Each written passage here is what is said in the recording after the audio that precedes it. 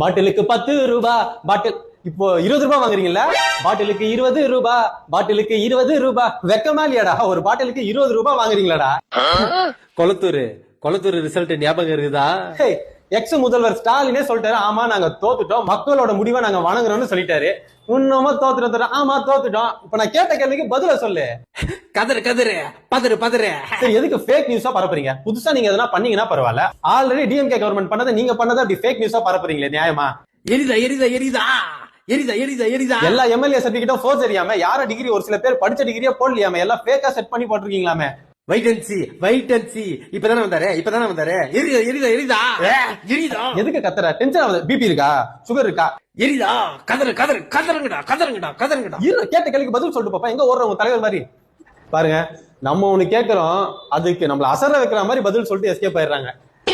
நம்ம பைத்தியக்காரங்களா இல்ல ஒன்னும் புரியல.